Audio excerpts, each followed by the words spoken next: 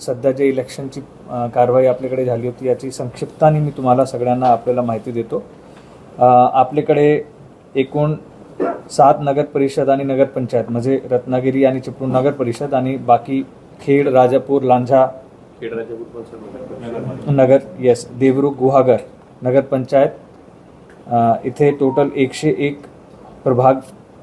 याच्यामध्ये आपल्याकडे याच्यापैकी 100 ठिकाणी आपल्याकडे इलेक्शन झालेलं आहे.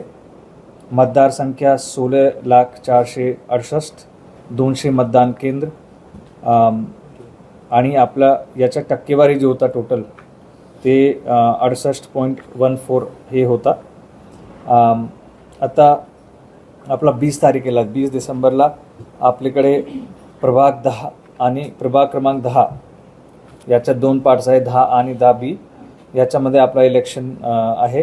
त्यासाठी आपल्याकडे 4 मतदान केंद्र असणार.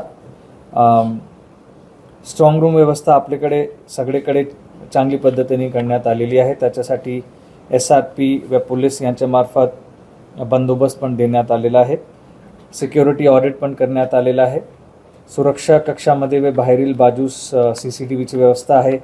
सगळीकडे फायर टेंडर्स त्यांची पण व्यवस्था आहे. व्हॅक्यूम क्लीनर बाकी इतर जे काही इलेक्शन कमिशनचे स्टेट इलेक्शन कमिशनचे आपल्याला निर्देश आहेत त्याच्याप्रमाणे आम्ही सर्व व्यवस्था केलेली आहे. आपल्याकडे मतमोजणी आत्ता जे मतमोजणी ज्या ठिकाणी आपलं इलेक्शन झालेलं आहे त्याची मतमोजणी 21 डिसेंबरला सकाळी 10 वाजेपासून सुरू होणार आहे. माझं आव्हान आहे आपली सगळे रत्नागिरीकरांना की या मतमोजणीचे वेळी आणि त्याच्यानंतर सगळ्यांना शांततेने आणि सगळ्या प्रशासनाचा कोऑर्डिनेशन आणि हेल्प करावा. आपल्याकडे रत्नागिरी, चिपळूण, खेड, राजापूर, लांजा, देवरुख आणि गुहागर या ठिकाणी आपण मतमोजणीसाठी हॉल्सची व्यवस्था केलेली आहे. याच्यामध्ये नगर परिषद कार्यालयातील रत्नागिरीमध्ये संत गाडगेबाबा सभागृहामध्ये 16 टेबल असणार आणि तिथे आपला प्रभागनिहाय गिनती होणार. चिपळूणमध्ये युनायटेड इंग्लिश स्कूल येथील गुरुदक्षिणा सभागृहामध्ये ही व्यवस्था आहे. खेडमध्ये नगर परिषद कार्यालय सभागृह इथे 5 टेबल आणि 4 फेऱ्याचे आयोजन केलेलं आहे. राजापूरमध्ये नगर परिषद सभागृहामध्ये हे आयोजन करण्यात आलेलं आहे. लांजामध्ये तहसील कार्यालय सभागृह 7 टेबल आणि 3 फेऱ्याचे आयोजन. हे सगळे डिटेल्स मी आपल्याला पण देतो. देवरुखमध्ये नगरपंचायत सभागृह 9 टेबल 2 फेऱ्याचे आयोजन होणार आणि गुहागरमध्ये देवग्रामा विद्यालयामध्ये आपण इथे पण नियोजन करण्यात आलेलं आहे.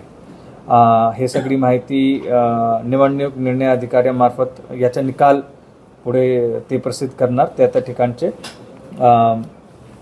त्याच्यानंतर आपण मतमोजणी केंद्राजवळ माध्यम कक्ष पण उभारण्यात येणार आहे. प्रवेशिका दिलेल्या माध्यम प्रतिनिधींना माध्यम कक्षात प्रवेश वगैरे याची व्यवस्था होणार आहे. आणि याच्यात माझी विनंती आहे आणि आव्हान आहे सगळ्यांना की पोलीस, जिल्हा प्रशासन, निवडणूक यंत्रणा याच्या सर्वांना आपण सहकार्य करावे. धन्यवाद.